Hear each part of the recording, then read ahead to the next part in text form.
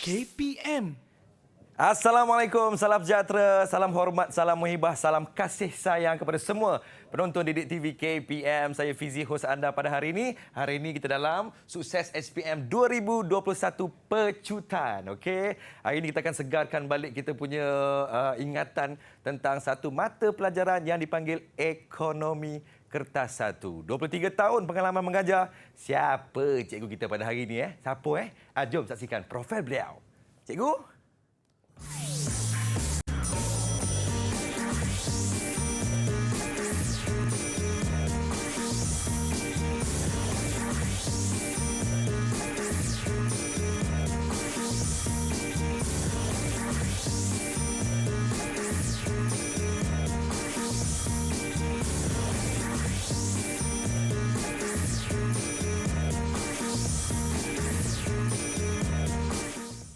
Itu dia, kita bersama-sama dengan seorang guru yang 23 tahun pengalaman mengajar, namanya Cikgu Le, a.k.a. Cikgu Roslan Junoh daripada SMK Tanjung Cat, Kota Baru, Kelantan. Assalamualaikum, Cikgu. Waalaikumsalam warahmatullahi wabarakatuh. Oh, Cikgu nampak kacak bergaya ini, Cikgu, ya.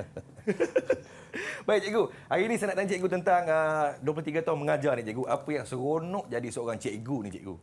23 tahun menjadi guru, sebab bila kita jadi guru ni, semua benda kita boleh jadi sebenarnya. Okey. Kita jadi doktor, kita jadi wartawan, kita jadi pegawai polis, semua kita ambil alih peranan-peranan orang. Oh, jadi penyampai radio pun boleh, Boleh Cikgu, semua. Hari ini kita akan bersama-sama dengan Cikgu Roslan kita yang akan menyegarkan kembali ingatan kita tentang mata pelajaran, iaitu mata pelajaran Ekonomi Kertas 1, Cikgu, ya? Kertas 1. Baik, Cikgu, jom kita mulakan tentang format soalan, Cikgu. Okey, kita boleh mulakan sekarang, Fizi. Okey, Cikgu, sila ambil tempat, Cikgu. Baik, saya pun ambil tempat saya masing-masing, dan kepada kawan-kawan yang sedang menonton Didik TV KPM, ayo sama-sama ambil pen, ambil kertas, kita segarkan kembali ingatan kita tentang mata pelajaran ekonomi. Katanya cikgu akan berlangsungnya kertas ekonomi ini pada 29 hari bulan, Cikgu, ya? Ya, 29 Mac hari Selasa. Tumpukan perhatian. Silakan, Cikgu. Okey. Assalamualaikum warahmatullahi wabarakatuh. Okey, so hari ini kita dalam Sukses SPM 2021 Pecutan untuk kertas ekonomi 3767/1. Okey, kita boleh mulakan sekarang. Silakan, Cikgu. Okey, sebelum kita teruskan dengan agenda seterusnya, kita lihat dahulu. Okey, sebenarnya semua ni adalah memang dah pelajar-pelajar kita memang dah tahu semua. Okey, topik-topik untuk ekonomi. Okey, so semasa di tingkatan 4, okey, kita belajar lebih kurang 4 topik ataupun 4 tajuk untuk ekonomi, di mana topik yang pertama ialah pengenalan kepada ekonomi, pasaran. Topik yang ketiga ialah wang, bank dan pendapatan individu. Topik yang keempat ialah pengeluaran, di mana 4 topik dan 9 subtopik. Okey, seterusnya semasa di tingkatan 5. Okey, semasa di tingkatan 5, okey, pelajar hanya didedahkan dengan 2 topik saja, iaitu ekonomi dan kerajaan, dan juga topik yang kedua ialah Malaysia dan ekonomi global. So kalau kita lihat di sini, untuk tingkatan 5, 2 topik dan 6 subtopik. So secara keseluruhannya sepanjang murid-murid calon SPM 2021 belajar selama 2 tahun lebih. Okey, 2 tahun lebih kurang 6 topik untuk tingkatan 4 dan tingkatan 5. Okey, seterusnya, Fizi, kita teruskan dengan kertas ekonomi 3767. Okey, so kertas ekonomi terbagi kepada 2 lah. Satu kita panggil sebagai kertas 1 dan kertas 2. Di mana kertas 1 adalah masa menjawab 1 jam 15 minit dan kertas 2 adalah 2 jam 15 minit. Tetapi fokus kita pada hari ini adalah untuk kertas 1 sahaja. Okey, kita teruskan dari untuk ekonomi 3767 kertas 1, di mana kita lihat kod kertas adalah 3767 palang 1 ataupun strok 1, di mana masa menjawab adalah 1 jam 15 minit. Okey, pelajar diberi masa 1 jam 15 minit dengan 40 soalan. Bilangan soalan adalah 40, di mana soalan adalah soalan berbentuk objektif. So kalau kita lihat dalam 40 soalan dengan masa yang diberi 1 jam 15 minit, maknanya calon mempunyai peluang untuk menjawab lebih kurang 1.8 minit bagi setiap soalan. Okey, maksud dia dalam menjawab soalan tu kalau kita boleh kita memang aturkan masa kita lah supaya setiap satu soalan tu kita lebih kurang 1.8 minit untuk kita menjawab soalan. Faham, cikgu? Okey, so wajaran kertas 1 adalah 40%. 40% ni, Fizi, makna dia untuk 40 soalan, 40%, 1 markah bagi 1 soalan lah, lebih kurang 1 markah bagi 1 soalan. Lebih kurang. Okey, sebab 60% lagi adalah untuk kertas yang kedua. Okey. Seterusnya kita lihat di mana kertas 1 ni, kalau kita lihat dari sudut tajuk-tajuk untuk kertas 1 di mana tajuk-tajuk di tingkatan 4 dan juga di tingkatan 5 akan keluar. Maksud dia pelajar memang tidak boleh skip salah satu tajuk tingkatan 4 ataupun tajuk tingkatan 5 sebab dari segi keseluruhannya semua tajuk tingkatan 4 dan tajuk tingkatan 5 akan keluarlah. So dari sudut pecahan soalan, so untuk tingkatan 4 lebih kurang 25 soalan. Kenapa? Kalau kita lihat tajuk tingkatan 4 ada 4 tajuk, sedangkan tajuk tingkatan 5 hanya ada 2 tajuk saja. So sebab itulah kalau kita lihat tajuk tingkatan 5 yang mungkin keluar untuk soalan kertas 1 adalah 15 soalan sahaja. Okey. So dari segi tahap kesukaran soalan, yang ni saya akan jelaskan nanti, Fizi. So biasanya tajuk-tajuk untuk kertas 1 yang dari sudut kesukaran soalan biasanya akan dipecahkan kepada 2 lah. Satu kita kategorikan sebagai OP1 dan juga sebagai OP2. Okey, apa OP1 dan OP2 nanti saya akan jelaskan selepas ni, Fizi. Baik, cikgu. Okey. So yang ni pun saya dah jelaskan wajaran 40 markah, 1 betul, 1 markah. So biasanya saya selalu bagi tahu kepada murid-murid saya, nak lulus mesti betul lebih daripada 25 mark. 25 soalan. Nak lulus. Tapi kalau nak cemerlang 35. Saya selalu bagi tahulah kepada murid-murid saya, nak cemerlang mesti nak lulus mesti 25 daripada 40, nak cemerlang 35 daripada 40.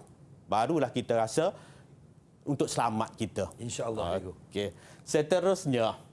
Okey. Yang ni tadi saya bagi tahu, dari segi format pentaksiran, OP itu sebenarnya objektif pentaksiran 1. Okey. So OP2 objektif pentaksiran yang kedua. Kan? So dari sudut peratus ataupun wajaran, OP1 sebenarnya dia adalah 60% daripada 40 soalan. Makna dia 24 soalan yang keluar adalah daripada OP1. Manakala baki dia 40% tu adalah daripada OP2. Nanti saya akan jelaskan dan saya akan bagi contoh apakah soalan-soalan OP1, apakah soalan-soalan OP2. Faham, cikgu? Okey. So dari nisbah aras kesukaran. So daripada 40 soalan, so biasanya separuh daripada soalan adalah daripada aras rendah. So maknanya kalau soalan kita 40 soalan, 20 soalan tu sebenarnya adalah dikategorikan sebagai aras rendah. Manakala aras sederhana 12 soalan, manakala aras tinggi adalah 8 soalan. Okey, ini yang saya maksudkan tadi, Fizi. Konstruk ekonomi 3767/1 untuk kertas 1. Di mana OP1 ni sebenarnya dia nak menguji calon untuk mengingat dan memahami. Mengingat dan memahami apa? Mengingat dan memahami istilah, konsep dan juga prinsip-prinsip asas ekonomi. Itu adalah OP1. Di mana calon-calon akan diuji soalan-soalan berbentuk untuk mengingat dan memahami tentang istilah, konsep dan juga prinsip-prinsip asas ekonomi.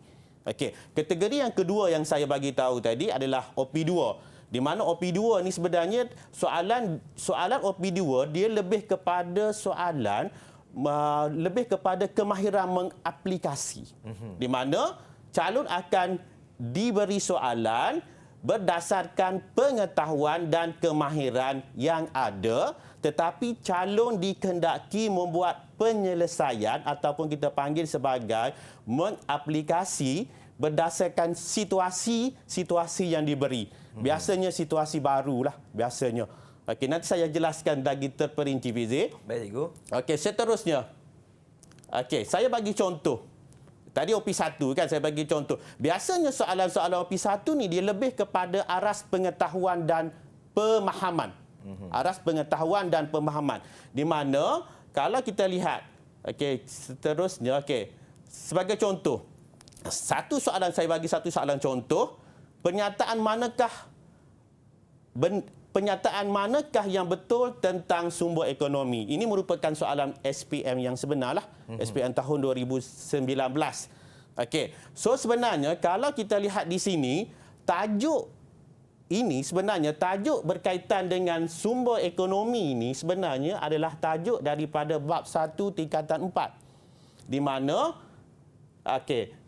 calon belajar semasa di tingkatan 4, bab 1 tingkatan 4.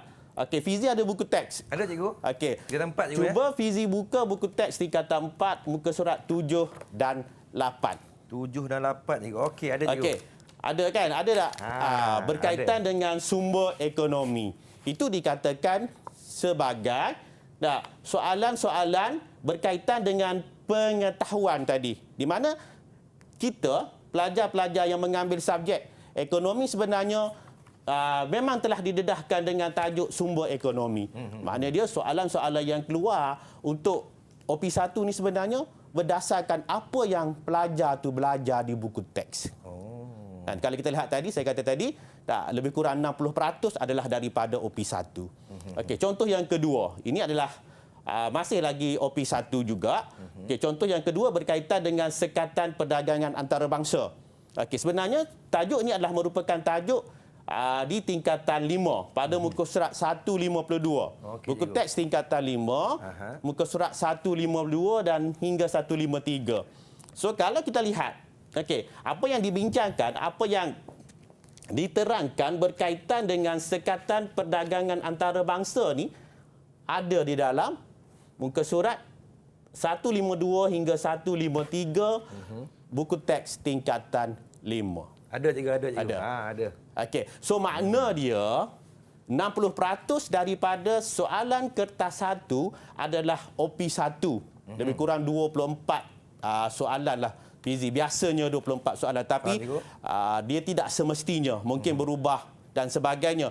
Tetapi biasanya 60%. Makna dia untuk menjawab soalan OP1 ni mudah. Just fasih buku teks.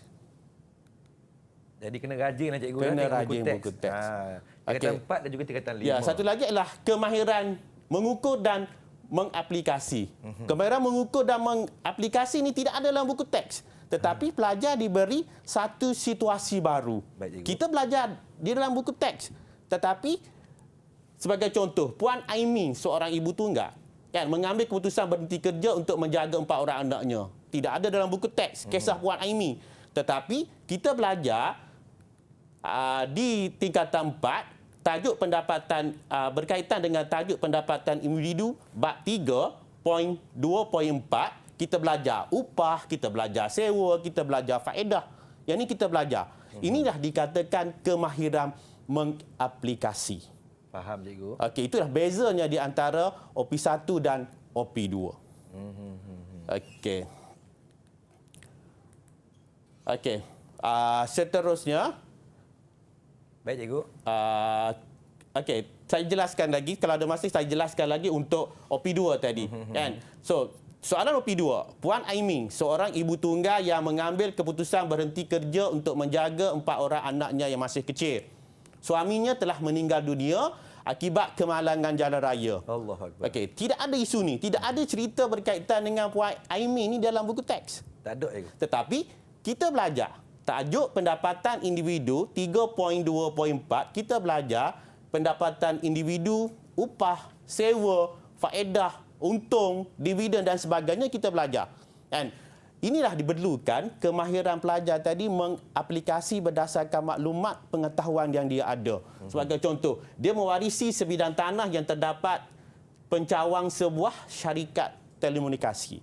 Kan? Dan dia juga menabung wang pampasan insurans suaminya sebanyak 200,000 di lembaga tabung haji.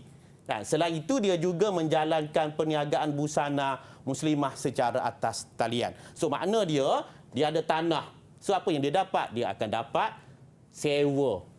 Kan?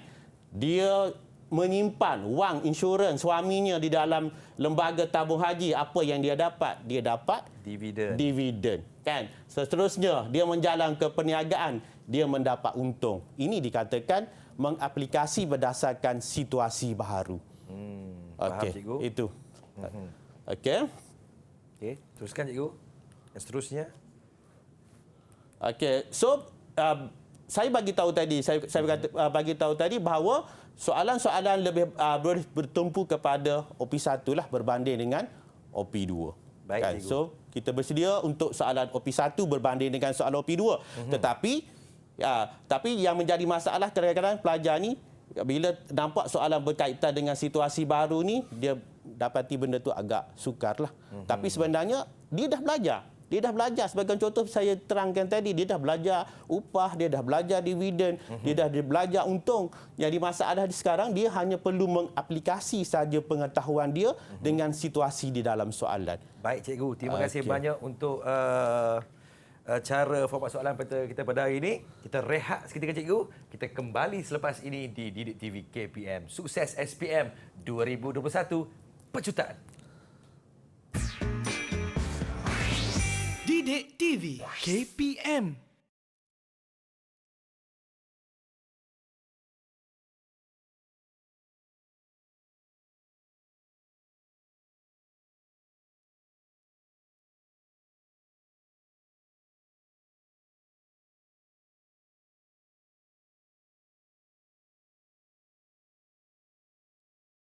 Okey. Okey. Oh, baju cikgu memang macam ni ya? Dia memang butang kat sini ya? Yep. Oh. Okey dah. Cikgu nanti elakkan cakap pelajar, cakap murid-murid. Baik. Alright, stand by 30 seconds.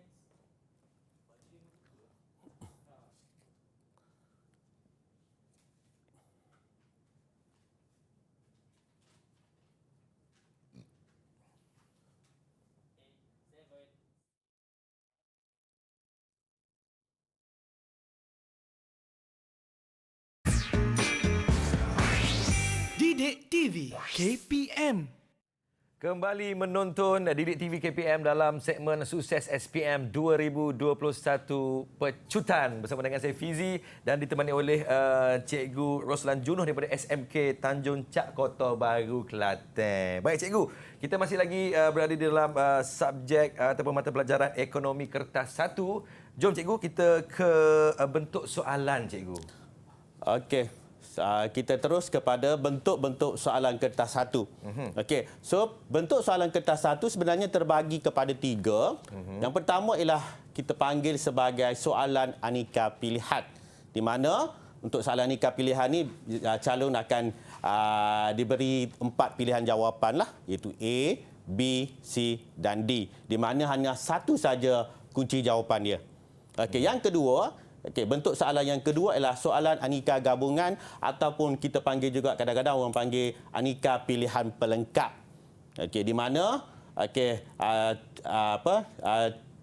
soalan ini mempunyai 4 pilihan jawapan. So biasanya dua jawapan adalah menjadi kunci kepada jawapan. Okey, nanti kita akan lihat seterusnya. Dan yang ketiga ialah bentuk soalan kertas 1 yang ketiga ialah soalan pilihan betul atau salah. Okey. Okey. Ini adalah satu contoh soalan aneka pilihan di mana soalan aneka pilihan hanya melibatkan satu kata kunci yang betul sahaja. Okay. Sebagai contoh, kalau soalan saya bagi satu contoh di sini, pernyataan manakah betul tentang sumber ekonomi? So, tanah merupakan sumber ekonomi yang diekstrak daripada bumi dan lautan. B. Modal mempunyai penawaran yang terhad yang menyebabkan harganya meningkat secara berterusan. Okey. C. Buruh merupakan individu yang menggabungkan faktor-faktor pengeluaran untuk menghasilkan output. Dan D. Usahawan adalah individu yang memberikan hasil pengeluaran secara produktif sama ada secara fizikal ataupun mental. Di mana key jawapan ataupun pilihan jawapan hanyalah satu saja. Okey, so kalau kita lihat di sini, jawapan pilihan jawapan yang betul adalah A. Itu tanah merupakan sumber ekonomi yang diekstrak daripada bumi dan juga di lautan. Okey, ini adalah bentuk contoh soalan aneka pilihan. Okey, seterusnya okey, ini adalah contoh yang kedua. Okey, situasi manakah yang menerangkan fungsi wang sebagai alat ukuran nilai? Okey, so calon juga diberi 4 pilihan jawapan iaitu A, B, C dan D. Di mana key jawapan dia adalah satu saja. Itu okey, kita lihat di sini, situasi manakah menerangkan fungsi wang sebagai alat ukuran nilai? Okey, so calon seharusnya berhati-hati bila membaca soalan kertas satu ni, sebab kalau boleh setiap soalan, bila kita terima soalan ni Fizi, kita kena baca step by step. Ya, cikgu. Satu persatu. Sebab setiap patah perkataan tadi sebenarnya ada menerangkan maksud-maksud yang tersendiri. So, kadang-kadang calon ni, kesilapan calon, dia selalu abaikan, just baca sekali imbas. Okay. Tak boleh macam tu. So, bila kita terima soalan, kita baca satu persatu. Dia kena benar-benar memahami Betul, benar-benar soalan, cikgu, memahami ya? soalan. Nanti selepas ini saya akan kongsikan macam mana tips untuk mengenal pastilah. Baik, cikgu. Okey. Seterusnya, yang kedua, bentuk soalan yang kedua, tadi saya dah bagi tahu, saya dah jelaskan, bentuk soalan yang kedua adalah aneka gabungan ataupun aneka pilihan pelengkap. Okey, aneka gabungan dan aneka pilihan pelengkap. Di mana pilihan melibatkan dua pernyataan yang betul.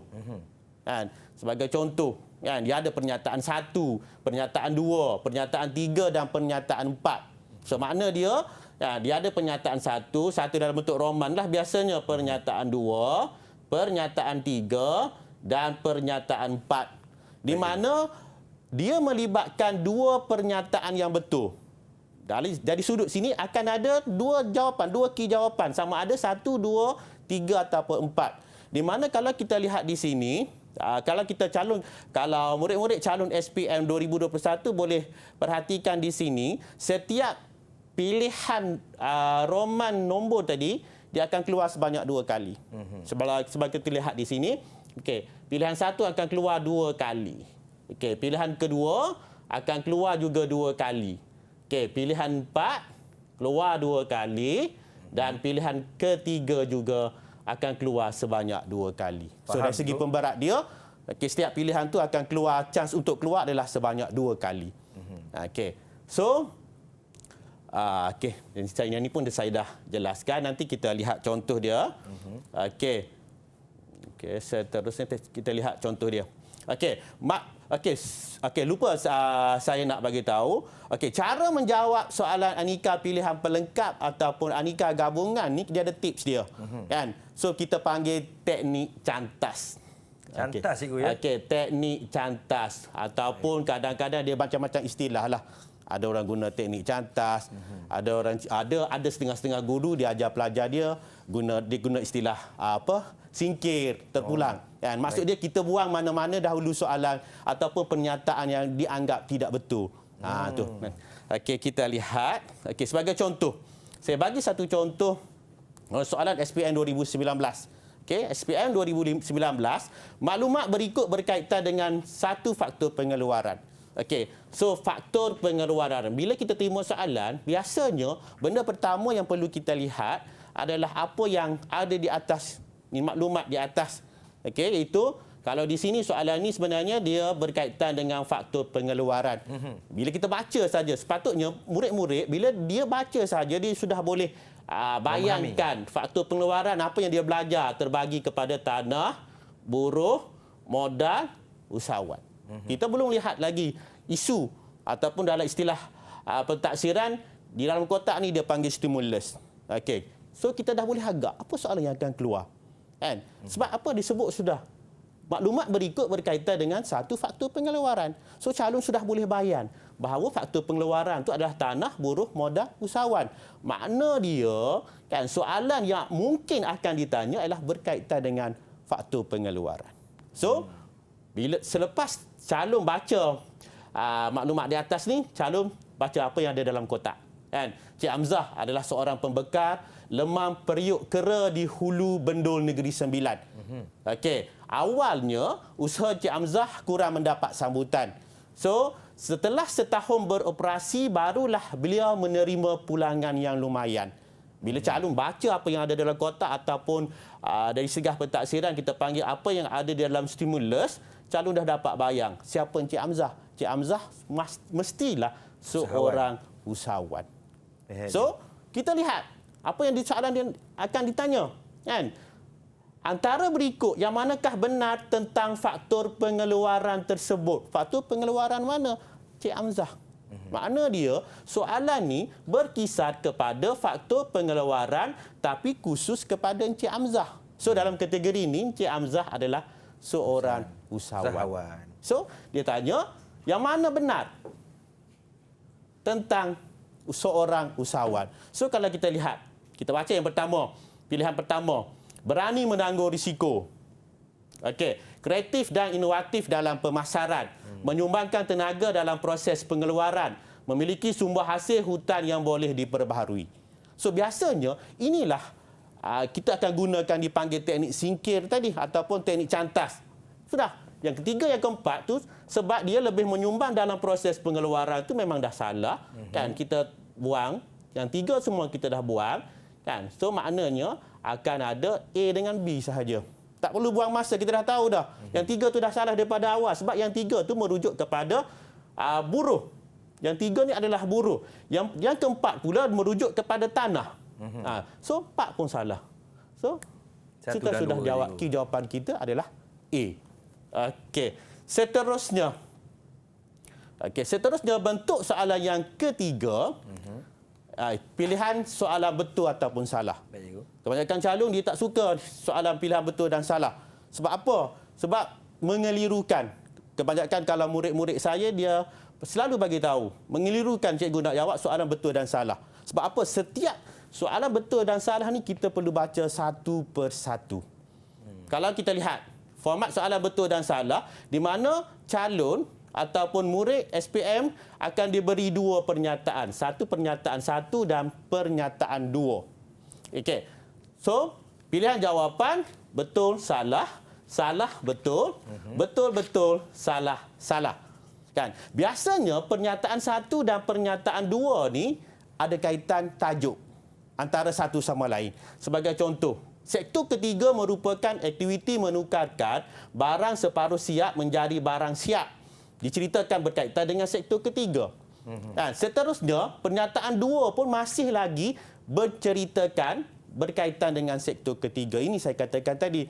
Biasanya pernyataan satu dan pernyataan dua dalam topik yang sama. So sekarang, sektor ketiga dikenali sebagai sektor sekunder. Salahlah kan? Sektor ketiga sebenarnya sektor tertier. Kan? Manakala sektor ketiga merupakan aktiviti menukarkan barang separuh siap menjadi barang siap juga adalah salah sebab sektor ketiga adalah sektor perkhidmatan. Macam Fizi sekarang terlibat dalam sektor perkhidmatan, macam saya sekarang menjadi seorang guru pun terlibat dalam sektor perkhidmatan. So sekarang salah, salah.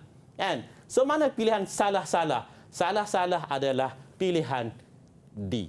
Oh, Okey. cikgu. So Faham, cikgu. bagi saya lah, saya selalu bagi tahu kepada murid saya, soalan betul dan salah ni sebenarnya seolah-olah nak bagi kita markah Percuma. Tetapi kebanyakan calon dia tidak menguasai apa tajuk ataupun topik di dalam buku teks lah sebab dia lebih kepada istilah, lebih kepada konsep, lebih kepada prinsip-prinsip asas ekonomi. So kalau pelajar tu menguasai buku teks, baca buku teks, memang soalan untuk betul dan salah tu memang boleh jawab dah. Jadi boleh kita harus jawab. membaca buku teks selalulah cikgu ya. Ya. Baik. Okey.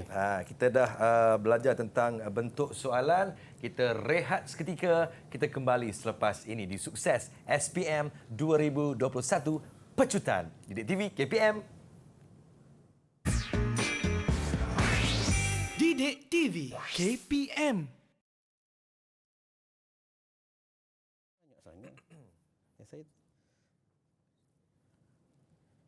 Hello?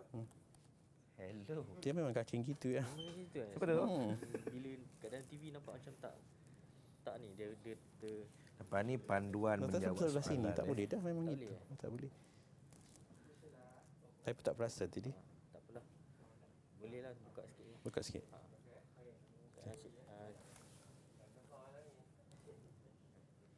Oh, saya buka terbuka pula. Kan? Ataupun dia memang ada butang di sini satu kot. Mungkin lah. Sebab kalau ni butang kat sini dia jadi macam tak kemas. Tapi Bila kalau buat kat dalam TV. kalau butang sini memang tak logik pula. Cikgu boleh tukar slide ke? Okey, okey. Okey. Alright. Okey, untuk next vlog ni kita berapa minit? Dia lebih kurang slot yang segmen yang kedua juga. Sekejap je macam terlalu slide tu banyak tak boleh kan. Tak boleh. 13 minit macam tu. Alright, stand by Okey. Ada setengah jam lagi, cikgu. Setengah jam lagi. Iyalah sebab okey slide tu banyak tapi tak itu. Mah cikgu. Baru nak panah. Panas dah tu. Okey okey. Kita tak tengok daripada tadi. Saya pun tak perasan juga benda tu. Sebab biasanya saya selalu pakai baju ni. Ada baju satu lagi tak bawa.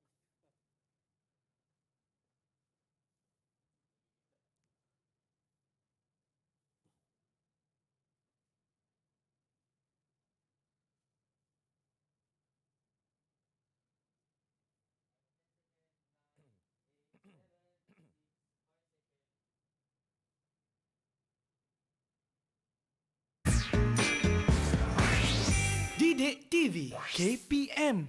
Selamat kembali menonton Didik TV KPM bersama dengan saya Fizi, host anda pada hari ini dalam Sukses SPM 2021, pecutan khas untuk pelajar-pelajar juga murid-murid yang bakal mengambil SPM. Okey, baiklah kita bersama dengan Cikgu Roslan Junoh daripada SMK Tanjung Cak, Kota Baru, Kelantan. Okey, Cikgu, jom kita pergi ke panduan menjawab soalan kertas 1 ekonomi, Cikgu.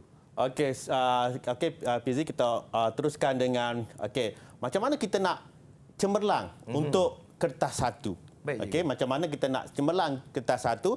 Sebenarnya ada 3 perkara penting sebelum kita menjawab kertas satu.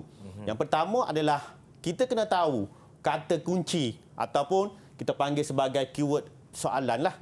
Yang kedua, kata kunci jawapan ataupun keyword jawapan. Dan yang ketiga, kita kena tahu di dalam pilihan jawapan tadi mungkin ada pengganggu ataupun kita panggil kadang-kadang setengah guru dia panggil sebagai pengacau. Pengganggu dengan pengacau ni seolah kalau kita murid kita baca sekali imbas dia anggap itu betul jawapan dia. Tetapi kalau kita baca betul-betul, kalau murid baca betul-betul, insya-Allah dia tahu itu adalah sebagai pengganggu sahaja, bukan jawapan lah. Seterusnya. So panduan menjawab soalan, bila kita terima soalan, kita baca dengan teliti.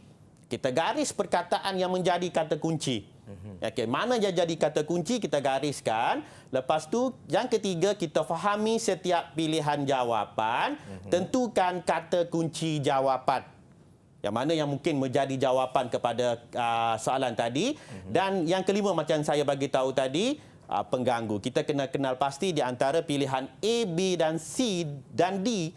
Mungkin ada pengganggu yang mungkin kita anggap sebagai betul dan mungkin kita akan memilih pengganggu tersebut sebagai jawapan.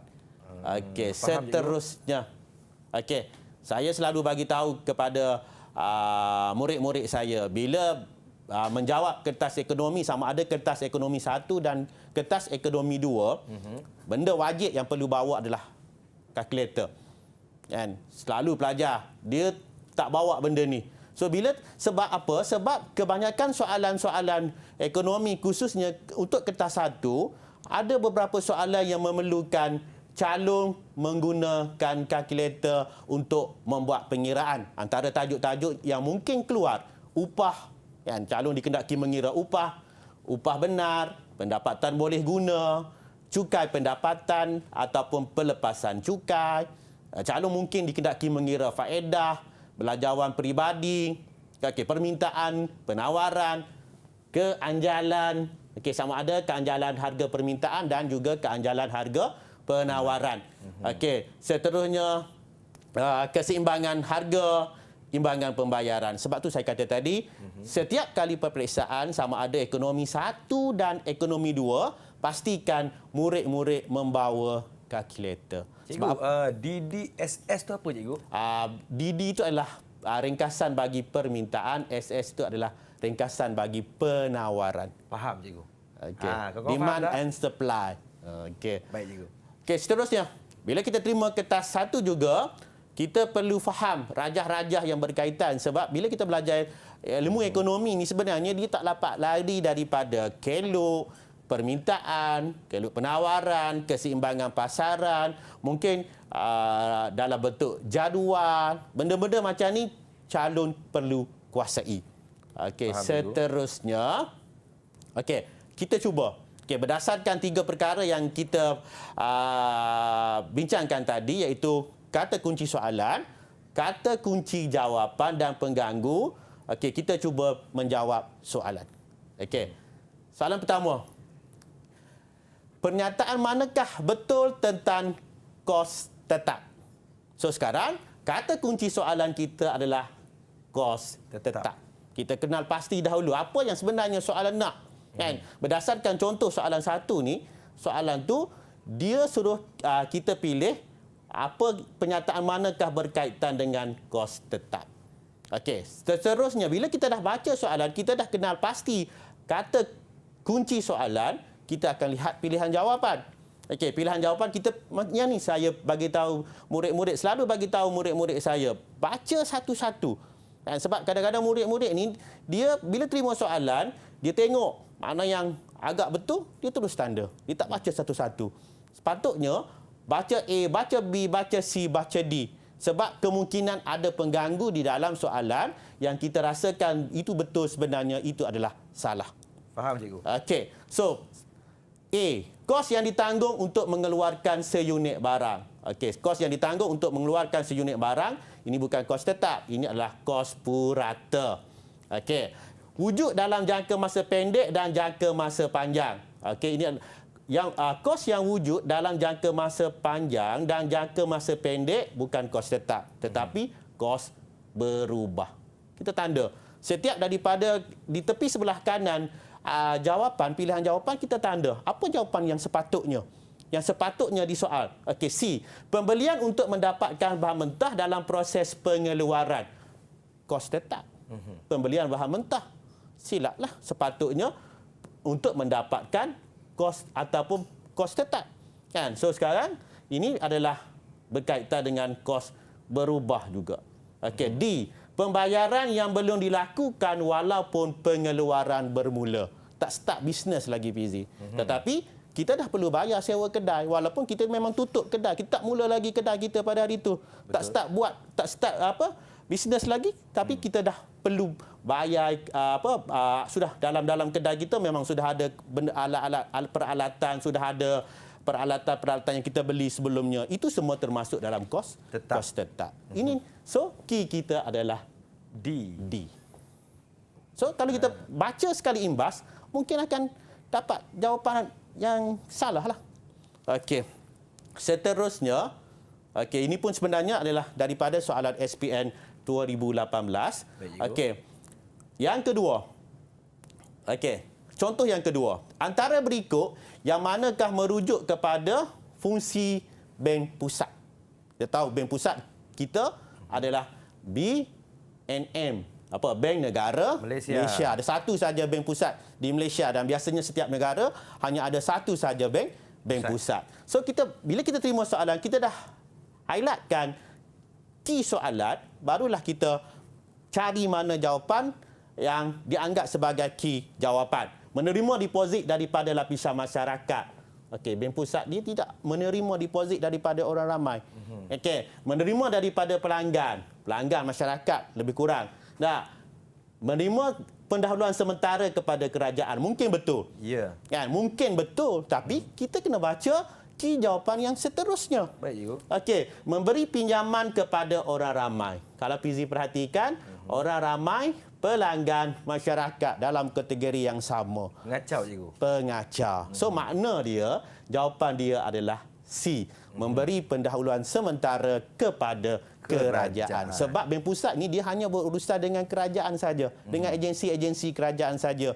Kita tak boleh buka akaun sebagai orang biasa masyarakat, kita tak boleh buka akaun di Bank Pusat. Okey. Baik cikgu, faham. Seterusnya. Okey. Soalan berbentuk keluk. Banyak keluar untuk soalan kertas satu. Wajib keluar. Saya bukan wajib, maksud dia mesti keluar. Biasanya akan disoal untuk kertas satu. Ya. Dalam bentuk graf, mungkin dalam bentuk keluk, dalam bentuk jadual. Okey, saya ambil satu contoh. Contoh ketiga. Okey, rajah 3 menunjukkan perubahan keseimbangan pasaran kereta. Kita dah tahu. Kita lihat. Bila kita terima soalan macam ni, kita lihat apa anak panah yang bergerak. Ni ada maksud dia lah. Anak panah makna dia yang berubah adalah D. Okey. So sekarang, bila kita terima soalan untuk keluk, pastikan kita faham betul-betul. Okey. So, seterusnya, seterusnya, sama juga. Kalau soalan itu diberi dalam bentuk jadual. Okey, jadual menunjukkan perubahan kuantiti penawaran dan kuantiti permintaan bagi suatu barang pada berbagai tingkat harga. Bila kita baca saja soalan, so kita buat kajilah maksud saya, kita detailkan, kita faham betul-betul apa maksud jadual. Kan? Pilih pernyataan yang betul tentang jadual di atas. Okey, so sekarang kita lihat apa yang specialnya tentang jadual ni. Kalau kita lihat, okey, kenapa sini ada 250, sebelah ni pun ada 250. Mesti ada maksud yang akan disoal dalam soalan tu, maksud dia. Kalau kita lihat di sini 150. So lebih besar kan? Sebenarnya itu lebih kecil. Okey, ini lebih besar. Kita lihat di sini. Okey, kita tandakan macam ni. Yang ni sama. Okey, yang ni lebih besar. So soalan bila kita terima, ini dikatakan tadi, bila kita terima soalan, kita kena faham betul-betul apa kehendak soalan supaya kita akan mendapat key jawapan yang betul. Okey, seterusnya. Okey, Fizi, itu gambar apa? Gambar LRT cikgu. MRT sebenarnya adalah sumber daripada MRT. Baik cikgu. Okey, MRT kan. So dia kata pernyataan manakah menunjukkan faedah sosial daripada pembinaan tersebut? Okey, pembinaan tersebut. Soalan apa? Soalan berkaitan dengan externality. Okey, externality ni dia ada dua. Satu, kos yang perlu ditanggung oleh pihak ketiga. Yang kedua ialah faedah yang ditanggung oleh pihak ketiga. Pihak ketiga ni sebenarnya bukan pengeluar, bukan pengguna. Yang mendapat faedah adalah pihak ketiga, selain daripada pengeluar dan pengguna. So berdasarkan gambar MRT ni, apa faedah pihak ketiga dapat daripada pembinaan tersebut? Yang pertama, kalau kita lihat, menjimatkan masa perjalanan. Siapa jimat masa perjalanan? Pengguna. So, bukan pihak ketiga. Kan?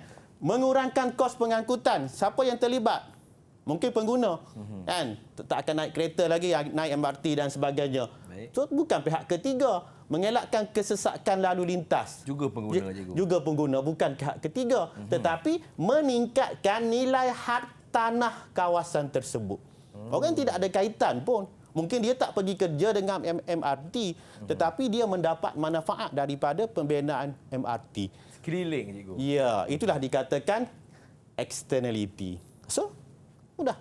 Kalau kita dah tahu, bukan pihak ketiga yang mana, yang soki jawapan kita adalah D. Okey. Seterusnya. Okey. Satu lagi seterusnya adalah masih lagi pilihan jawapan 1, 2, 3 dan 4. Macam yang kita menggunakan untuk menjawab soalan ni, kita menggunakan teknik cantas ataupun kita boleh menggunakan teknik cantas lah. Okey, so sekarang pilih pernyataan yang betul tentang input berubah. Input berubah. Okey, tetap wujud walaupun output sifar. Baik. Contoh ialah polisi insurans kebakaran. Yang ketiga, wujud dalam jangka pendek dan jangka panjang. Berubah secara langsung dengan tingkat output. Mungkin bila kita terima soalan macam ni, tak semua kita tahu. 1 mungkin kita tak tahu, 2 mungkin kita tahu, 3 mungkin kita tahu, 4 mungkin kita tak tahu. Inilah pentingnya kita guna teknik cantas tadi. So mana yang rasa murid tahu, dia terus buang dan dia terus terima. Sebagai contoh, katalah saya contoh polisi insuran kebakaran. Ini adalah input tetap. Kan? Saya mungkin murid tahu. Okey, contoh insuran kebakaran adalah input tetap. So apa yang perlu murid buat? Terus murid tadi dia akan buang apa pilihan jawapan yang kedua ada, pilihan yang kedua ada. So makna dia jawapan yang mungkin adalah 1 dan 2, 3 dan 4. Itu dipanggil sebagai teknik cantas. Baik, So cikgu. untuk memudahkan calon, kalau calon praktikkan teknik cantas ini, so calon akan dapat keyword yang betul lah. Okey, seterusnya. Soalan betul salah. Okey, soalan betul salah. Apa sebenarnya soalan betul salah ni banyak bantu calon untuk mendapat skor sebenarnya. Okey, sebab apa? Sebab penyataan 1 dan penyataan 2 sebenarnya ada kaitan di antara satu sama lain. Topik yang sama. Okey, topik yang sama tetapi calon kena ingat, kena baca satu-satu. Sebab kesilapan mungkin berlaku daripada perkataan-perkataan tersebut. Okey, sebagai contoh, kehendak ialah keinginan manusia terhadap barang dan perkhidmatan untuk mencapai keselesaan hidup. Kehendak adalah keinginan manusia terhadap barang dan perkhidmatan untuk mencapai keselesaan hidup. Okey, betul. Kan? Kehendak manusia terhad dan berbeza-beza antara individu. Salah. Kenapa? Sebab kehendak manusia ni banyak. Okey. So, sini saja yang membezakan dia. Yalah ayat tu dah betul. So, kalau kita tak baca hati-hati, mungkin menyebabkan kita tidak dapat keyword. So, sekarang betul salah. Okey, so betul salah kita adalah pilihan A. So, okey, ini pun adalah sumber daripada soalan SPM 2018. Okey, satu lagi contoh. Soalan betul salah. Okey, mekanisme harga adalah interaksi antara kuasa permintaan dan kuasa penawaran di dalam pasaran. Okey, mungkin betul. Okey, mekanisme harga merupakan cara penentuan harga di dalam sistem ekonomi perancangan pusat. Okey, salah. Kenapa salah? Sebab di dalam sistem ekonomi perancangan pusat, kerajaan yang menentukan harga. Kan? So, pengguna dengan pengeluar tidak ada pilihan. So, sekarang betul salah. So, betul salah adalah jawapan kita adalah A. Okey. Faham juga. Okey, so jika murid-murid praktikkan berdasarkan apa yang saya bagi tahu tadi, 3 perkara. Yang pertama, kita kena kenal pasti kata kunci soalan, kata kunci jawapan dan juga pengganggu tu untuk memudahkan kita mendapat skor untuk kertas 1 ekonomi. Baik, cikgu. Jadi ada lagi penambahan, cikgu, yang kita nak berikan kepada semua calon SPM 2021 ni, cikgu? Okey, saya bagi satu lagi contoh, Fizi. Contoh untuk pilihan jawapan 1, 2, 3, 4. Okey. Pernyataan manakah menunjukkan persamaan? Okey, persamaan antara deposit tabungan dan deposit semasa di bank perdagangan. So biasanya calon dia familiar dengan deposit tabungan sebab kita selalu simpan duit sebagai di akaun sebagai akaun simpanan, akaun tabungan. Tetapi bila sebut deposit semasa, calon kurang tahu sebab deposit semasa ni lebih kepada firma ataupun orang yang menjalankan perniagaan lah. Syarikat, cikgu. Syarikat, betul Fizi. So, bila kita guna teknik cantas tadi, mudahlah kita. Kan? Sebagai contoh, disediakan buku akaun simpanan. Kita tak tahu. Okey. Mungkin kita tahulah deposit tabungan, akaun simpanan biasa akan disediakan buku. Kan? Tapi mungkin sebab kita bukan seorang peniaga, kita tak pasti deposit semasa ni ada buku ataupun tidak. Kan? So kita terus kepada yang kedua. Pengeluaran boleh dikeluarkan bila-bila masa. Betul lah kan? Sebab kalau kita ada akaun semasa, kalau kita ada akaun tabungan, kita boleh keluarkan melalui mesin ATM ataupun ke kaunter. Maksud dia boleh keluarkan bila-bila masa. Kalau pemilik akaun semasa, murid selalu fahamlah bila deposit semasa ni berkaitan dengan peniaga guna cek. Boleh tulis cek bila-bila masa. Okey, mungkin pernyataan ni betul. Baik, cikgu. Okey, seterusnya kemudahan menggunakan kad ATM. Kita tak pasti deposit semasanya ada kad ATM ataupun tidak. Kan? Tak pasti. Tetapi biasanya murid akan pasti. Yang keempat, boleh memohon kemudahan overdraft bagi akaun semasa. Sedangkan akaun tabungan tidak ada. So makna dia 4 ni dah salah. Kan? Kita dah potong. Dia potong, cikgu. Kan? Dah potong. Makna dia 3 ni betul. Kita tak tahu pun maklumat kemudahan menggunakan kad ATM. Oh, baru tahu. Kan? Orang yang menyimpan dalam akaun deposit semasa ni rupa-rupanya boleh menggunakan kad ATM, diberi kad ATM. Saya pun sama dengan akaun tabungan. So, makna dia kita hanya boleh lihat antara 1 dan 2 yang mana salah. Kan? So, kalau kita lihat 1, disediakan buku akaun simpanan. Okey, yang kedua, pengeluaran pengeluaran boleh pengeluarkan bila-bila masa. Yang ni betul lah kan? Tadi kita dah tandakan betul. So yang salahnya adalah ni. So jawapan kita adalah C. Baik, kita harapkan apa yang diterangkan oleh Cikgu Roslan kita dapatlah memberi manfaat kepada semua calon-calon SPM yang bakal mengambil kertas 1 ekonomi pada 29 hari bulan 3 2022, tak lama lagi. Kita rehat seketika, kita kembali selepas ini di Didik TV KPM Sukses SPM 2021 Pecutan. Didik TV KPM. Dia macam dia mau buat dia gitu.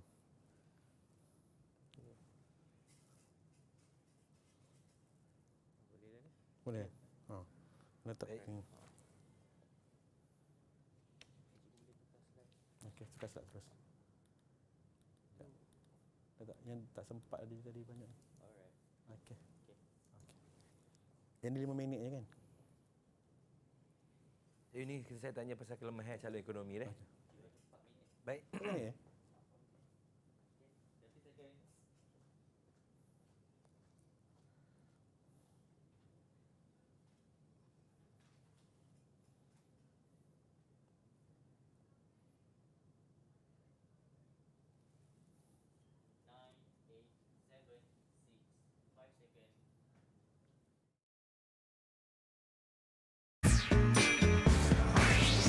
Didik TV KPM.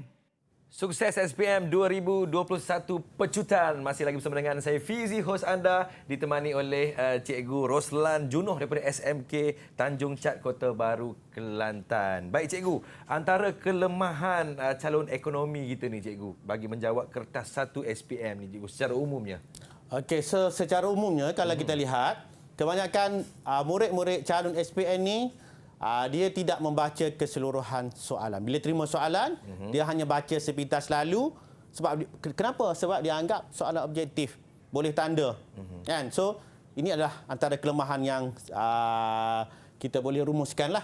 Yang kedua ialah kurang menguasai konsep dan istilah ekonomi.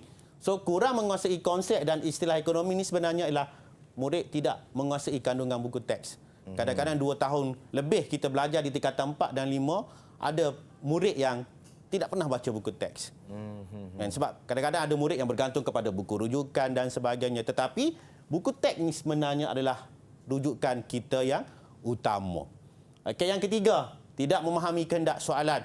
Macam tadi saya dah tidak memahami soalan tu maksud dia dia baca sebab apa dia ada kaitan dengan satulah tidak membaca keseluruhan soalan.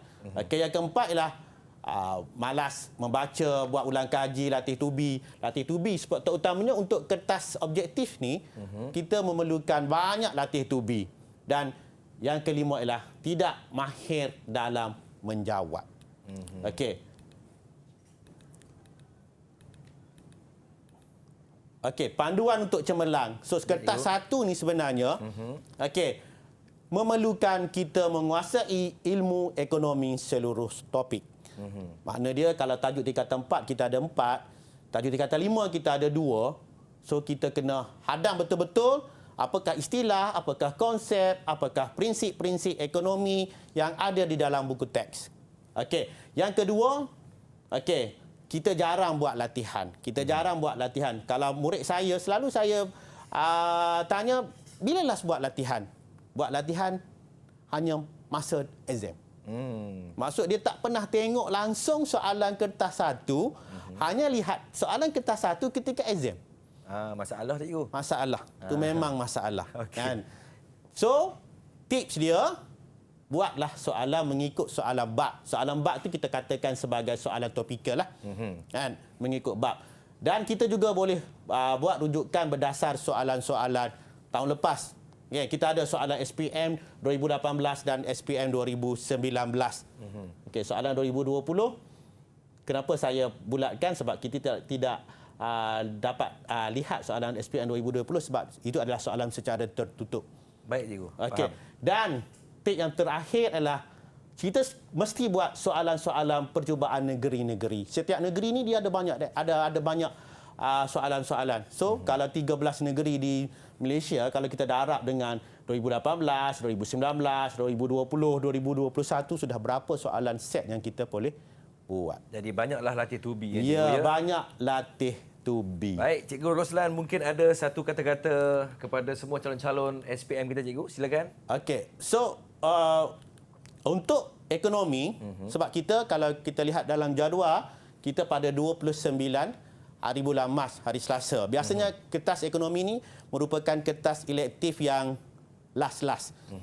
Paling Di akhir hujung, lah. cikgu. Kebanyakan sekolah-sekolah paling akhir. Pelajar murid akan mengambil pelajaran ini adalah subjek yang terakhir. Dan sebelum periksaan ekonomi biasanya ada masa lebih kurang seminggu daripada subjek yang terakhir. So gunakan masa yang ada untuk buat latih to be.